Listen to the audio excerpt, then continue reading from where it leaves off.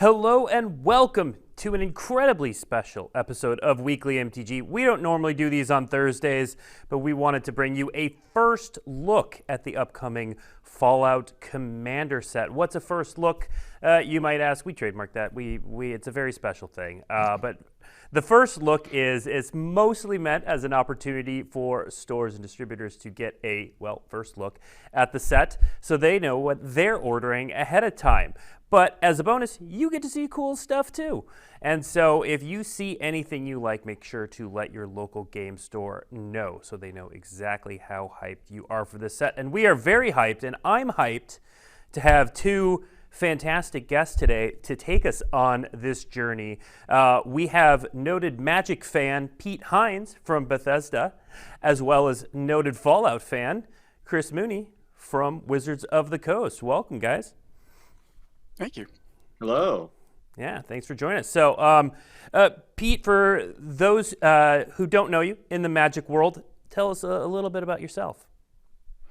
My name is Pete Hines. I am the head of publishing at Bethesda Softworks, where I've been for 24 years and another 15 days until I retire. And as we were talking beforehand, I'm planning on including a lot more Magic playing in my retirement phase.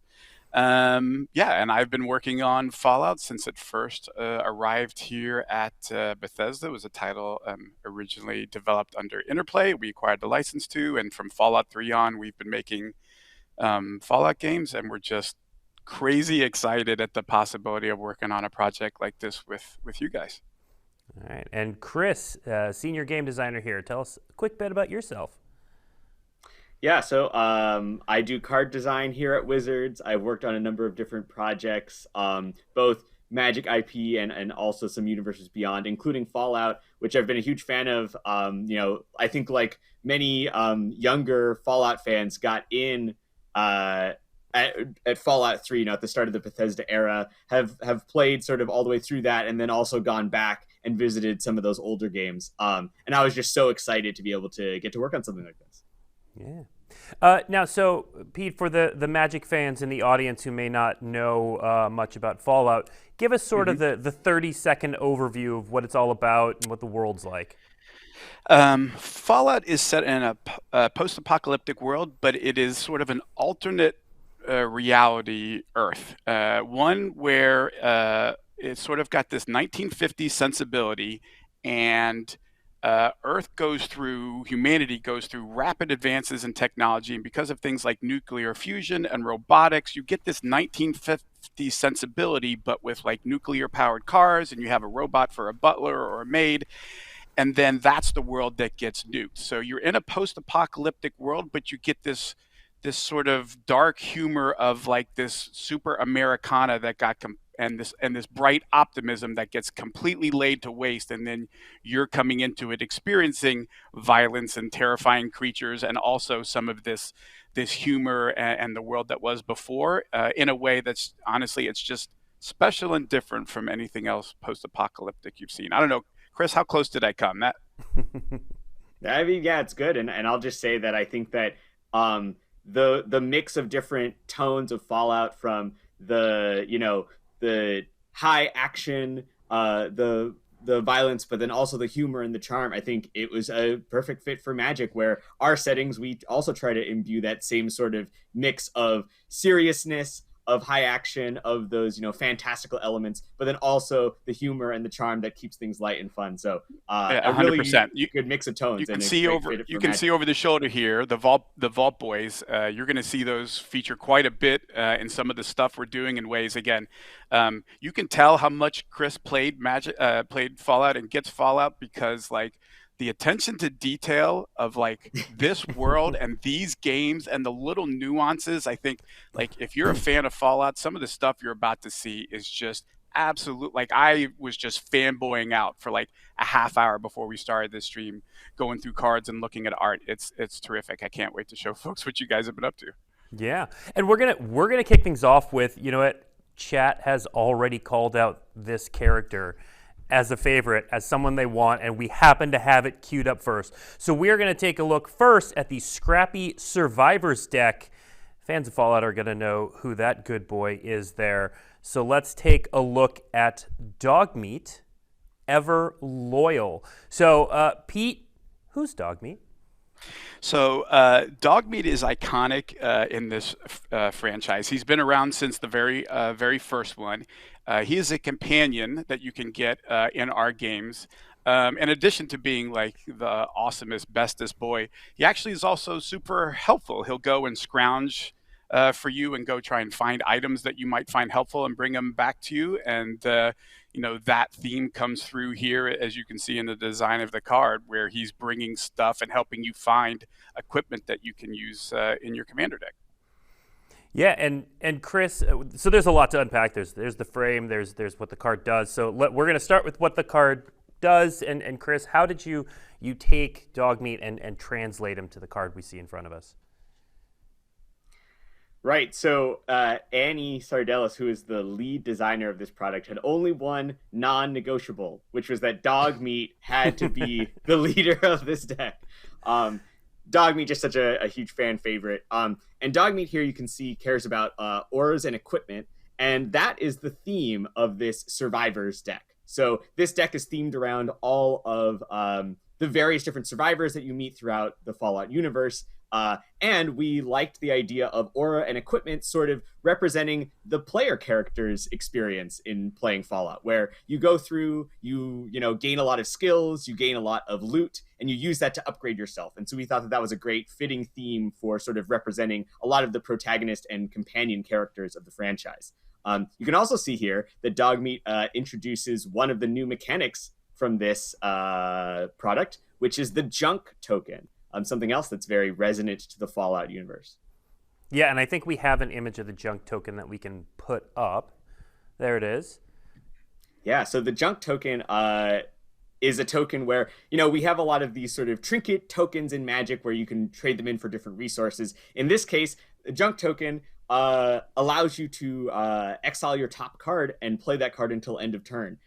This is an effect that we use pretty often nowadays in Magic. It's kind of like drawing a card, but it's a little bit more risky because you never know exactly what you're going to get, and you can only use it for that turn.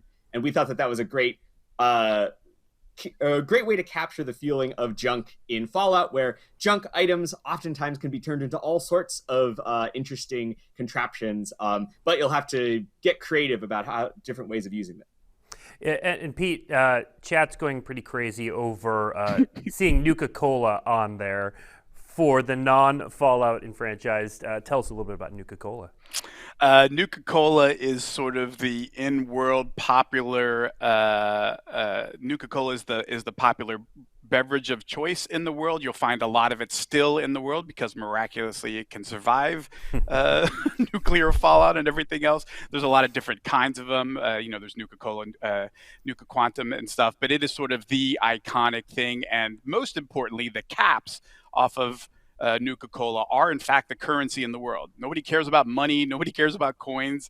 Nuka caps, bottle caps are in fact how you buy and sell things in our world. And so, again, as I said before, like the way Chris and the entire team at Wizards went through, understanding what this universe is, how much little things like, empty bottles of Nuka-Cola matter. Again, as we go through all of these cards, the fan service and franchise service that you all have done is top notch. Not to mention, by the way, that on the cards for Dogmeat, like multiple different cool frames. That Pip-Boy let's go back version to that. Yeah, that was in the middle is so cool. And so having this kind of in-game art that goes alongside the amazing artists that you all use for all of your Magic stuff. Like, I love the cards here. I want all three of those versions. Really amazing card design here, Chris. Well, speaking of getting the three of those versions, Chris, tell us a little bit about each of those versions and where they can be found. Right. So on the left, we've got the standard frame, which you'll be able to get in the commander decks themselves. On the right, we've got the frame. Like, this is the specialty card that sort of the face of each commander deck gets. That's printed on the special thicker cardboard for getting a nice object there. But in the center, this Pip-Boy frame can be found in collector boosters. So there will be Fallout collector boosters where you will be able to get this and some other fun frames and treatments and foil treatments as well. Yeah. Yeah, we're going to talk a little bit more about the collector boosters and the additional treatments later. But let's move on to the other card we wanted to showcase from this deck. I believe we have Idolized here. So this is a unique, very video gamey way of translating something to a Magic card. What is this Idolized in the game, Pete? I mean, basically, it is the version of the hero, right? Chris was talking about when you play the game, you're using dog meat, you're using other folks in the world to gather resources to be, the badass of the wasteland that like saves people, or maybe you don't. Maybe, you could be a good person, you can be a bad person. But this whole idea of like you might have support or others with you, but when you send somebody out by themselves, kind of the lone wanderer thing, then you get the benefit, the buff of all of the other things you control that you didn't attack with. Yeah, and Chris, how did you translate that concept to this card and others like it? Right, so as I mentioned earlier, the theme of this deck is auras and equipment. And the equipment are, representing a lot of the fun items and pieces of gear that you can pick up in the Fallout games. But the auras in the deck represent the various different skills and perks, and in this case, kind of traits or attributes that you can gain during the game. And so it's very fun to sort of build up your characters just like you would if you were actually playing Fallout. Like if you're in a Fallout game, if you do a lot of good deeds, eventually you become idolized, and that's a big buff to a lot of your social interactions. In this case, this aura represents attaining that status, and that status being beneficial. So there's going to be a number of different cards in this deck that represent various in-game buffs that you can get. Yep. Yeah, and to reiterate, that Idolized on the version on the left will show up in the deck itself, and then you can get the Pip-Boy treatment in collector boosters. All right, let's take a look at our second deck, Science.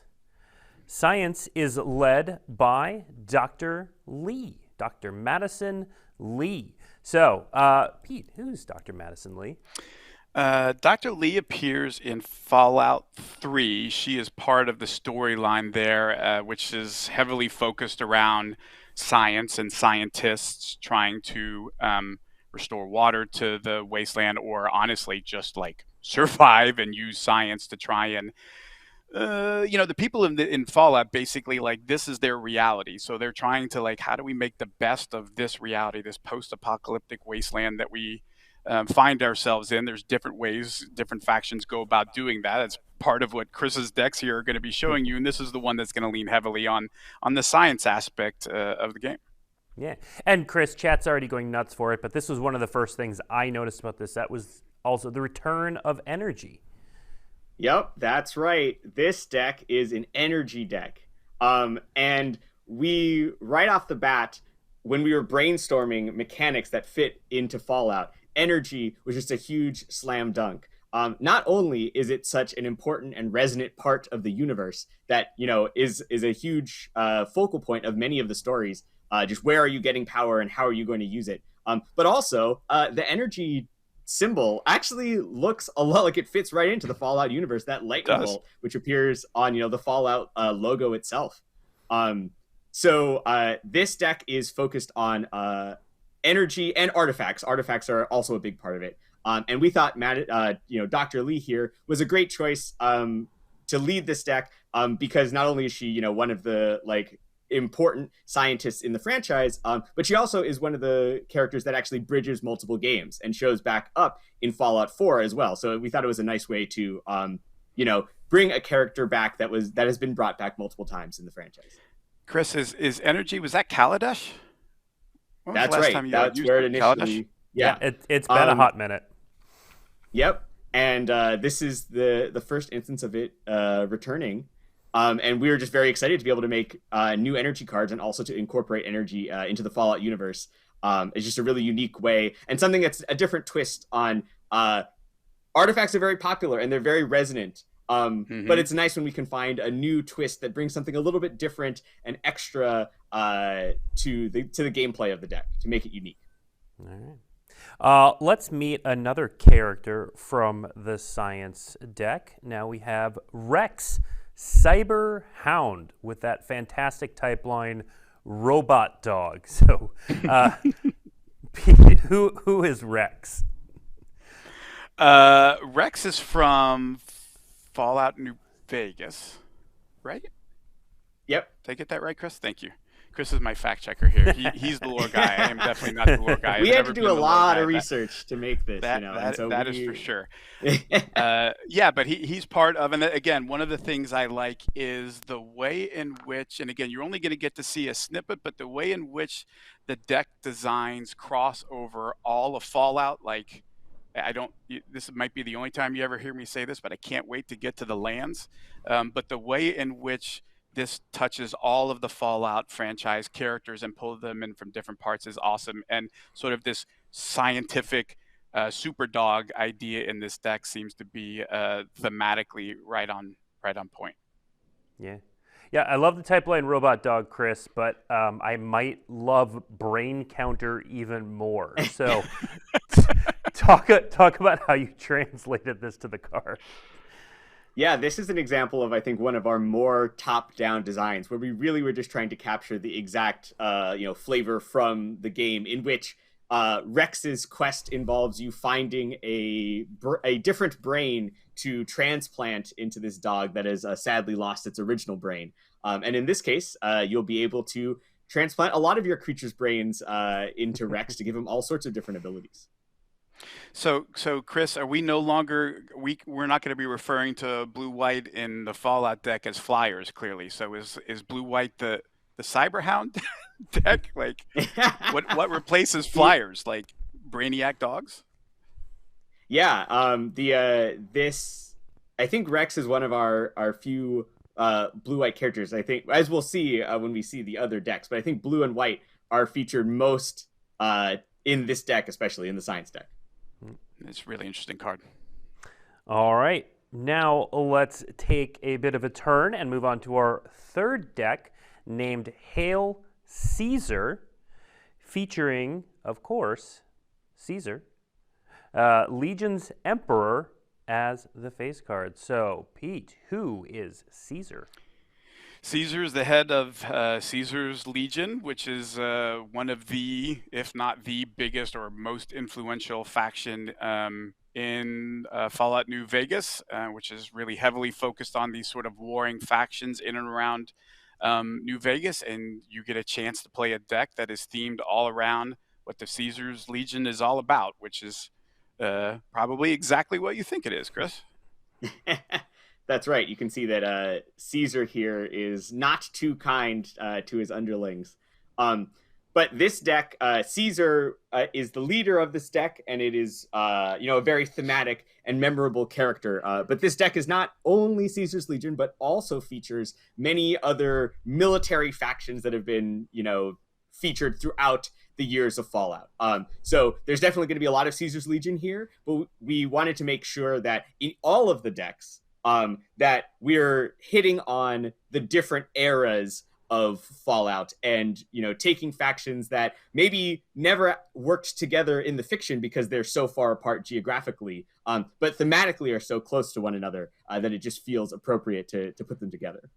But Chris, this deck is about like soldier tokens. Like, hey, I'm building up an army. I'm using them as resources. I might attack with them. I might be sacking. Right. I'm creating soldiers and deciding how to best deploy and use them. This is very much a go wide, make a lot of soldier tokens deck. And sometimes you'll buff those soldiers up in order to go on the attack. And sometimes you'll just trade them off to get various different other resources.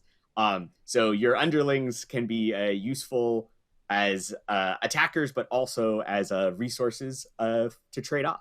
Caesar's got no problem sending people to their death if it benefits the cause. So.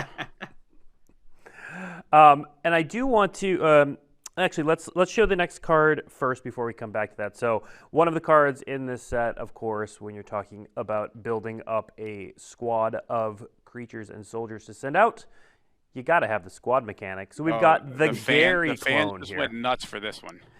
We'll see how chat reacts. But who's Gary?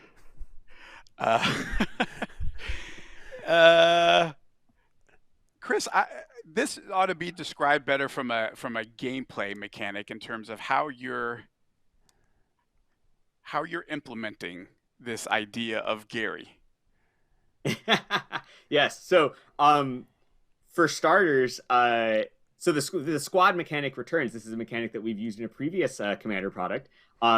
And we thought it was such a great fit here for this Go Wide Tokens deck. And especially for this military deck where you're often facing off against, squads of various soldiers from different factions. So we enjoyed it enough that we wanted to bring it back here. But in the terms of Gary specifically, Gary, or the many Garys, I'll say, is a characters that players meet inside of a vault where Gary and the clones of Gary were the only inhabitants. And over the course of many years of cloning, they have gotten to the point where all they can say is Gary, their own name. They have refined their screaming. dialogue down to a single word, and that word is Gary. That's all they have to say. And there are many of them, and they are all Gary. I do want to go back to the Caesar card real quick, because one of the things we sort of passed over earlier was what that frame in the middle represents. So, Pete, what is that view that we're giving the player? You mean on the center card? On the center card, the Pip-Boy, yeah. Yeah, so this is reflecting the Pip-Boy. And in Fallout, the Pip-Boy is a wrist-mounted device. There's not one behind me on set. It's a wrist-mounted device that the player uses to access everything in the game, right? So when you want to see what your stats are, or you want to heal yourself, you're using your Pip-Boy, and the UI that you see on the art in the center is literally like the Pip-Boy style of how we show you, like whether it's your level or how much health you have left, or all of the different subsections of your Pip-Boy down there on the bottom. It's sort of taking that in-world approach and layering the Pip-Boy interface on top of it, as well as all the stuff on the side. You can see sort of all the little metallic bits and the layers and knobs and buttons and stuff. That is Pip-Boy to a T on that card. Yeah, one of the things I enjoy most about this set is not only are we representing the world and some of the mechanics, but at times it can feel like, with this treatment, it can feel very much like you're playing a video game. Yeah. Yeah. All right, let's move on to the fourth and final deck. It's not going to be the final previews we show, but it is going to be the fourth deck. So this is Mutant Menace, and the Mutant Menace is led by the Wise Mothman. So, Pete, who is the Wise Mothman? The Mothman is a character from Fallout 76.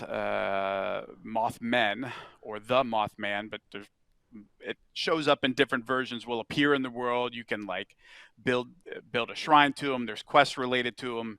They're a thing to be worshipped. There's people in the world who do worship the Mothman. There's even a big festival in West Virginia that Fallout fans go to, and we've been known to show up there as well when all our fans show up in cosplay and whatnot. So definitely an iconic part of Fallout from Fallout 76. Yeah, and Chris, there appears to be a new mechanic on here where it says each player gets a rad counter. What does that mean?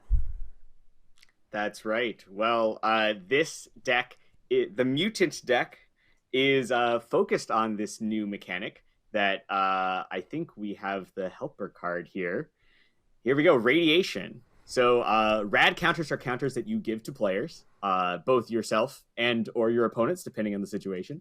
And at the beginning, if you have rad counters, at the beginning of your first main phase, you're going to mill that many cards. And for each non-land card you mill, you lose 1 life and you lose a rad counter. So if I've got 5 rad counters, eventually I'm going to lose 5 life. But I could potentially be milling much more than 5 cards over multiple turns if I keep hitting lands. All right, and this is going to show up on a number of cards. We saw one on the Wise Mothman. Let's also take a look at Feral Ghoul. So Feral Ghoul, you'll notice that can give rad counters equal to its power when it dies. So Pete, in game, what are Feral Ghouls? Feral ghouls there's a couple of different types of ghouls in the game. Some of them are sort of functioning, like they're intelligent. You can talk to them, you can have them as a companion. Others of them are mindless, brainless attacking machines, and that's kind of what this card is playing to. Is the ones that are dangerous and you have to look out for.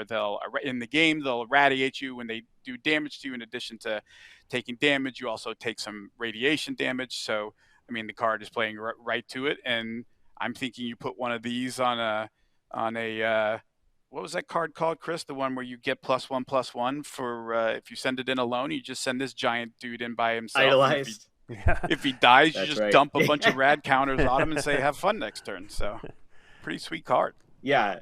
So we had a lot of fun in designing the radiation mechanic because just like in the games, we wanted to make it something where it could be good for you sometimes, but if you have too much of it, it starts to become very bad. And in this case, the feral ghoul is very much focused on trying to put a lot of rads on your opponents, and now they've got a ticking clock where they will die soon if they don't get a move on, and they've got to start wrapping the game up before the radiation slowly kills them. If we flip back really quick to the Wise Mothman, now that we know what radiation counters do, you can see that the Wise Mothman and some other cards in the deck as well care about when cards are milled. So irradiating yourself and your opponents gives you a way to have sort of milling happening on every player's turn. And that can be very powerful if you have other things that care about it. So in this case, the Wise Mothman, really wants all players to start milling just a little bit in order to power itself up. And radiation is perfect for that. Yeah, makes sense. All right. So those are the 4 decks. Again, those would be 4 pre-constructed decks. We'll talk about more of the contents as we get closer to those. But we've got a few more things to talk about, a few more cards to show off. The first thing we're going to talk about is, you can see some of them in the background right there at Pete's screen. This set, Chris, has bobbleheads, a set of 7 of them. So that's right. Yep, there we go. There yeah. So Fallout fans, I'm sure, could maybe guess what the other 6 are based on this name. But for us on the design team, we wanted to make sure that Special, which is the stat system of Fallout that has been around for so long and is such a huge part of the game, got a special call out. So not only did we design some bobbleheads, which are fun to collect together, but also in collector boosters, you will be able to get some serialized bobbleheads. Yeah. And Pete, for the Magic fans who may not know Fallout, tell us a little bit about what the bobbleheads are in World. Yeah, these are collectible items that you can find in the world as you're playing the game. There's one for each letter in Special: Strength, Perception, Endurance, Charisma, Intelligence, Agility, Luck. And in the game, they give you different a different perk or boost, and you can collect them all. And as Chris said, they're sort of following along. Like, well, in the game, this is what that bobblehead did. So how do we think about what that does in a card game in terms of finding an intelligence bobblehead or an agility bobblehead, and what ability that gives you? So like, just from a gameplay mechanic and from like a Fallout thing, I think it's wonderful. And then you add this, like, wait, there's a serialized, like, how do I get my hands on the serialized bobbleheads? That is going to be sweet. Yeah, there's reason to collect them in-game. There's reason to collect them out of the game. All right, let's take a look at our next preview card, V.A.T.S. V.A.T.S. So, Pete, what is V.A.T.S or V.A.T.S? So V.A.T.S stands for the Vault-Tec Assisted Targeting System, and it is basically a way when you're playing our real-time first-person game, which Fallout 3 and all of the subsequent games have been. It is a slowed down, like the original games. It was like a turn-based thing. In our games, the game will keep playing while you're able to target, but it's sort of the ability of your avatar to pick out different body parts of an enemy rather than just wildly shooting at it. You could say, no, I want to shoot the arm so that it can't attack me with that, or shoot the legs so that it can't move as quickly, or close speed, in combat. I want to keep them far away. And this is essentially bringing an instant card in that sort of replicates that same, like, I'm going to stop what's happening in this game to do a very specific action. Yeah, Chris, so how'd you translate that to this card? I mean, the real name of the game here is Split Second. And in general, when we were designing this set, since we were all big Fallout fans, we really, and because Fallout is a video game, we really wanted to find what were some fun ways of representing the actual game mechanics of Fallout in the game mechanics of Magic. And the idea of V.A.T.S being a split second card, which means that no one else can respond, it just happens. So perfectly captured that idea of you freezing time and getting to pick out your targets.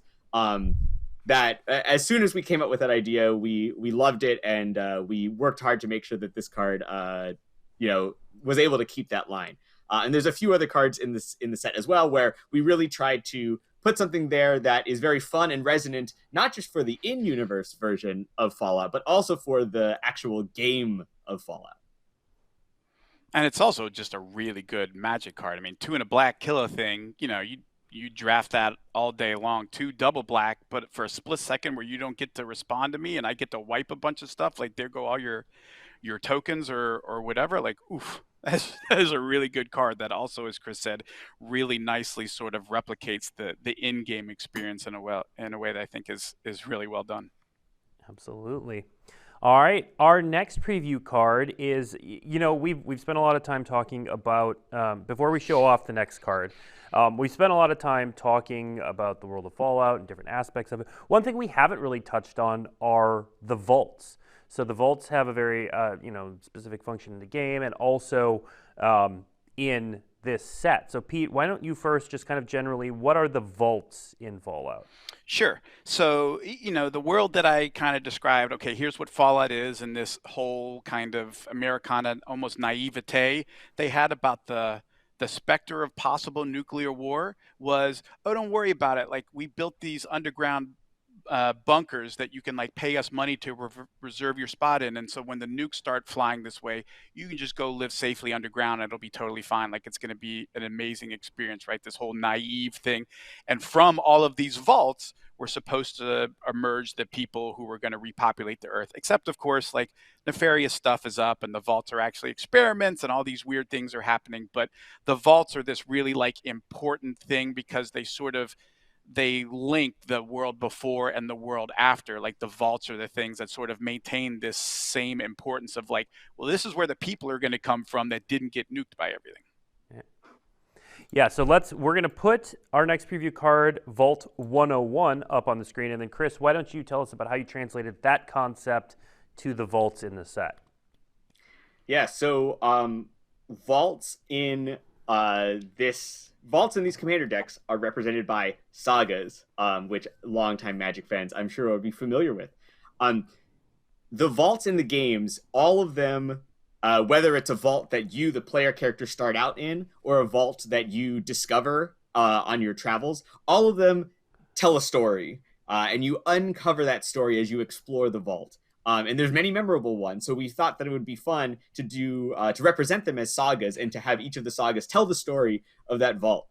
In this case, Vault 101, this is the starting vault in Fallout 3.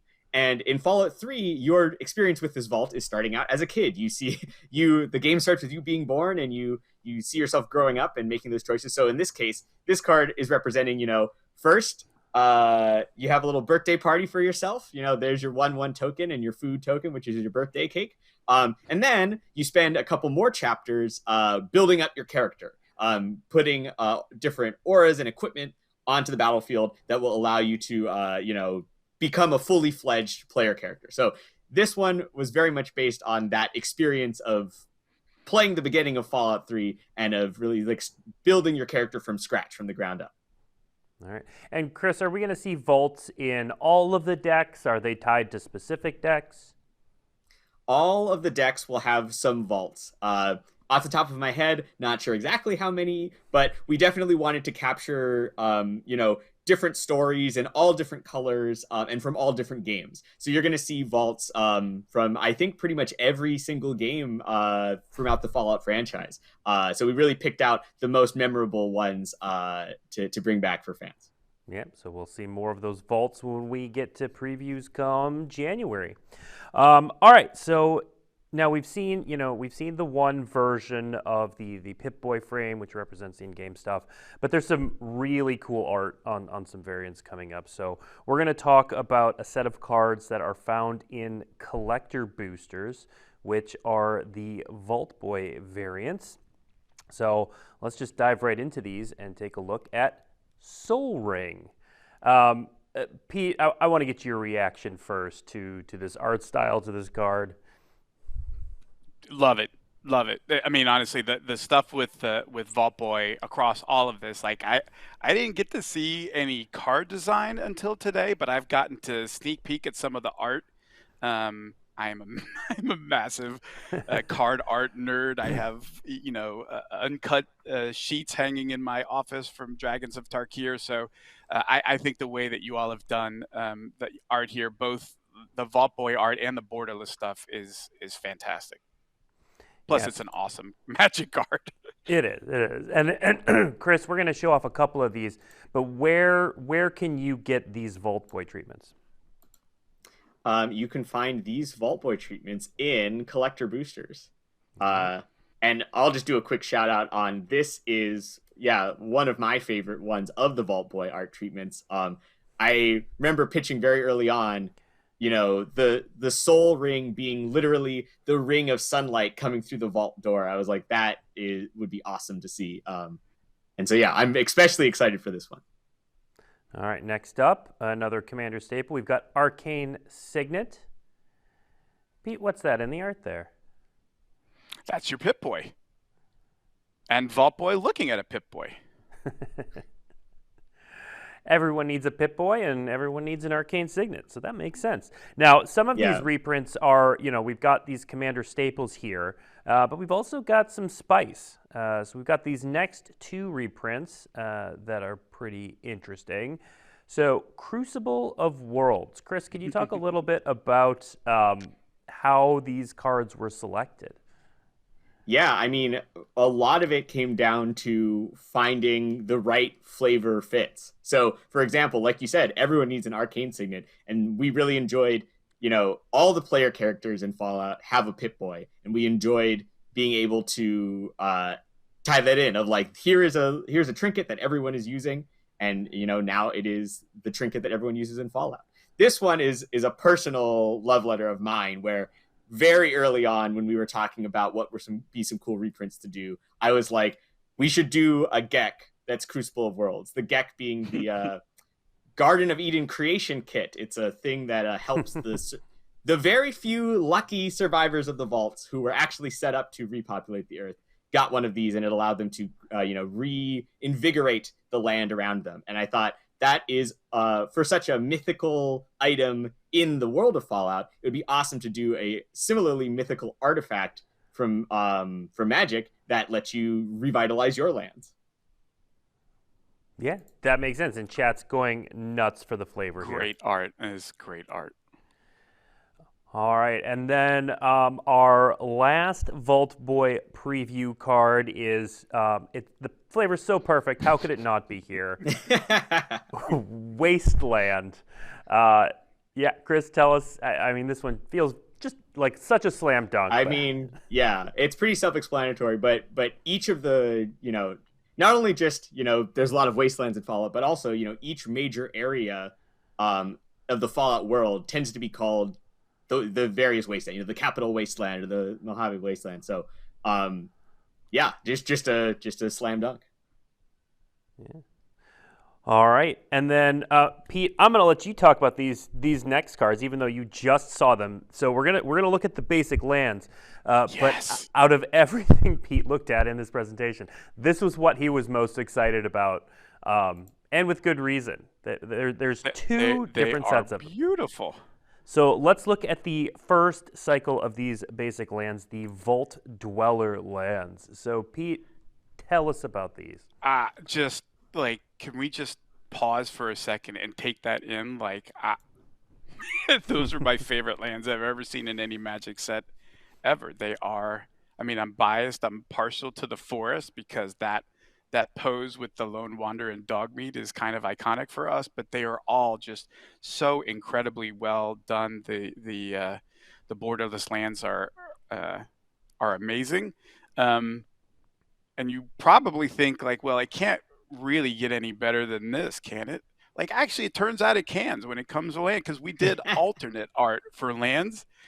That is a throwback to the original isometric Fallout 1, Fallout 2 art and worlds as well. So there are two different versions of the borderless lands in this game. They are all amazing. I told these guys before the stream, I am never, ever playing Magic at any event where I bring my own lands that is not these lands, because they are spectacular and I love them all. You guys have some of the most incredible artists working on your stuff. It's just jaw-dropping. Yeah.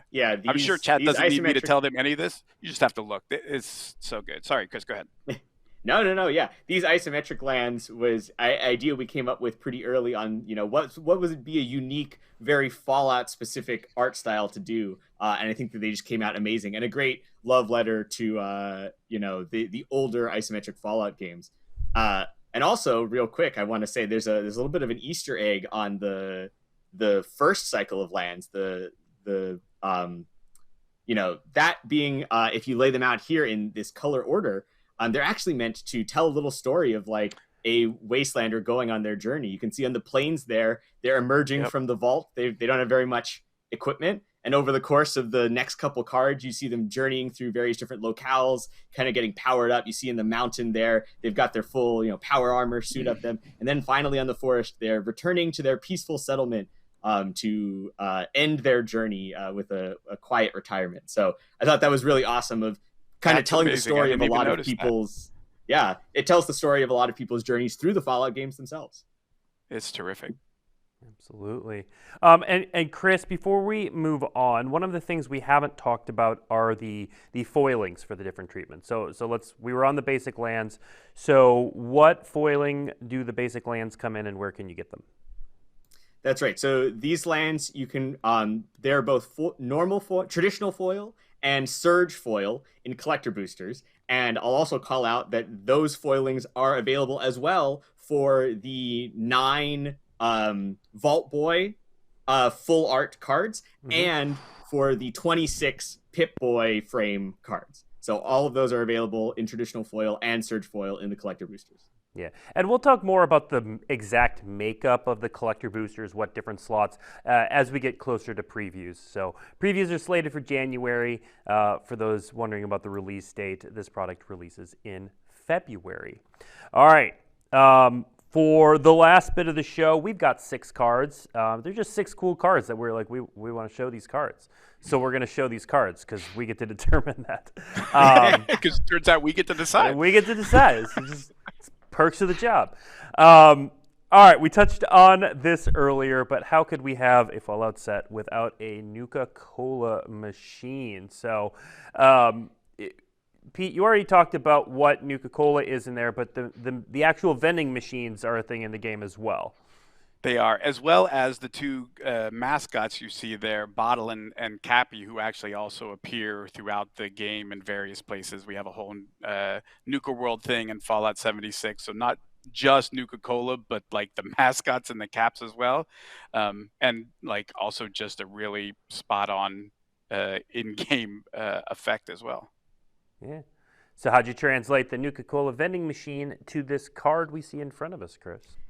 I mean, this was a fun one that we made early on, and we really wanted to. We knew that treasure tokens and, treasure representing caps being the money of the game was just such a, strong through line of the Fallout games, a very memorable part of the universe. And so we wanted to make sure there was a card that kind of tied in the like, oh, you get your food, which is your Nuka-Cola, and then after you drink the Nuka-Cola, you get 1 bottle cap.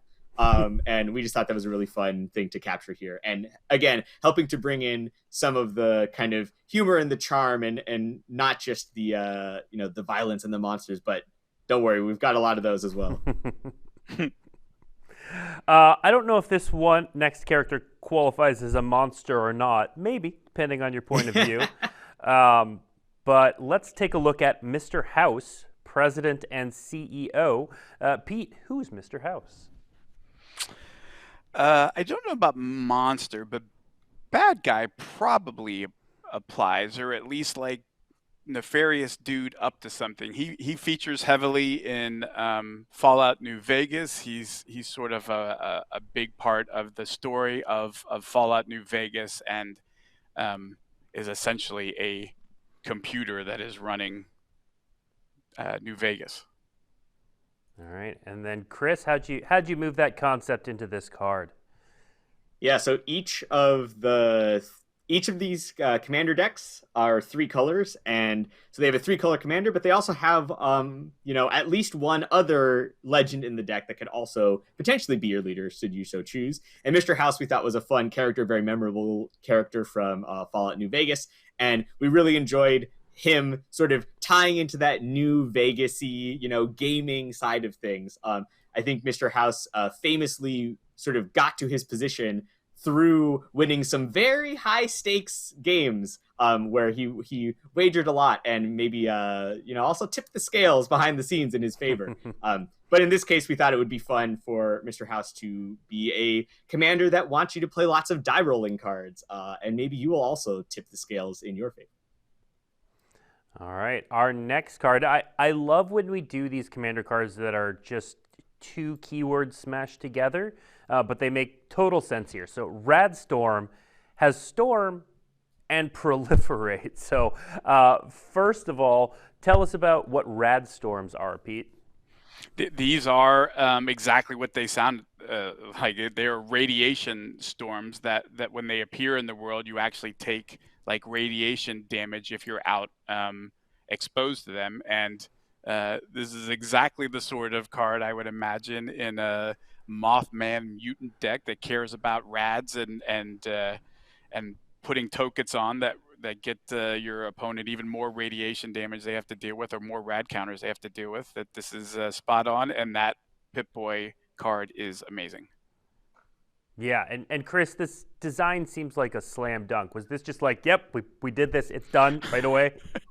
I mean, so when we're working on Universes Beyond, a lot of the times one of the first meetings we have is sit down in a room and write down just names. What are cool card names from this franchise that we want to make? And Radstorm was on the list, and someone just wrote this down next to Radstorm, and other than how much it cost to cast, it never changed. We just loved this design so much.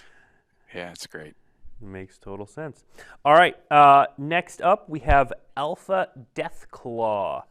This is a big one. And Pete, tell us about Alpha Deathclaw. You kind of oohed and awed over this one when we showed it to you.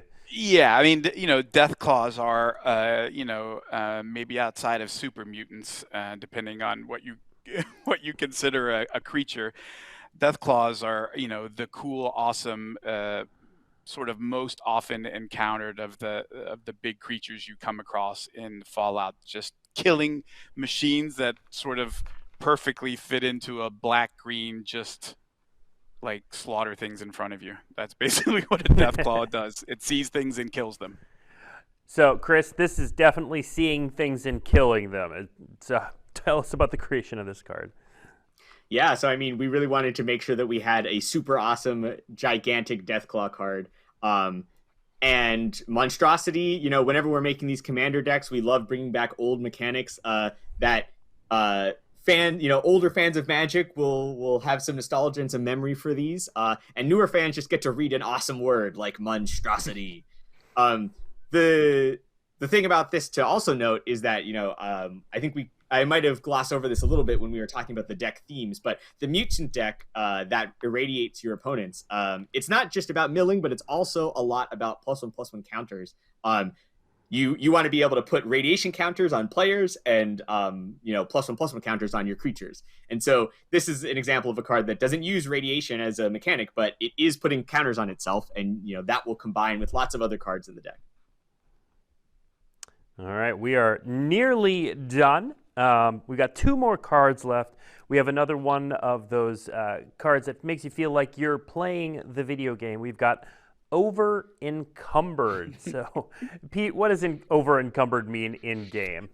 It is a very common thing in our worlds where we create games with really high levels of interactivity. So when you walk into a room and you see a bottle on a counter or a coffee mug, those are real objects that you can pick up, and by and large, they all have a use or a purpose that you can find for them in the game. As a result, all of our players tend to find themselves over encumbered all the time because you're obliged to pick up everything you see in case you need it, and taking that and bringing it to the card game in a way that makes sense, like what they've done here with the Clue Food Junk Token thing. I think is just really clever way of sort of manifesting that in a card game. Chris?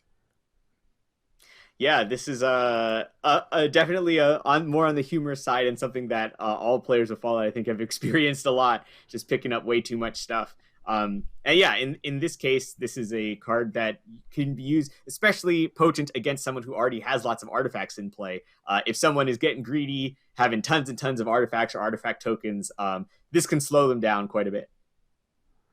All right. And our last card, we're going out with a classic, but obviously with the art having a Fallout twist. So we've got Command Tower. Pete, tell us about what we're looking at on each of those versions of Command Tower. So on the left is one of the casinos that appears in Fallout New Vegas. And on the right is, that iconic Vault Boy art that our games are so well known for and that fans really love, and sort of taking that Magic the Gathering Command Tower idea, but treating it in an entirely iconic Fallout way. All right. That is everything we have to show you today. I want to thank you for joining us for this Thursday edition of Weekly MTG. Chris, Pete, thank you so much for walking us through all of this and showing the fans all the cool stuff. A couple things to note. Reminder, so this set, we will start previewing it come January. If you're looking at MagicCon Chicago and you like this set, the timing works out. That's all I'm going to say at this point.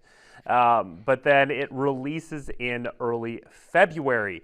For those asking in chat, can I pre-order this? Can I pre-order this? So at this point, you can and should be able to pre-order it in various locations, depending on your local game store, online outlet, and that sort of thing. You can always head to Daily MTG to check out the First Look article, which will recap everything that we've shared today, as well as give you more information and more ways to learn about Magic and Fallout together. And that's our show for today. Next Tuesday, we'll be back with the Lost Caverns of Ixalan debut at 9 a.m. That debut is going to look a little bit different than past debuts. We have our new fancy studio here. So I'm going to be live with some guests and some videos walking you through Lost Caverns of Ixalan. But in the meantime, get hyped for Fallout because this set looks amazing.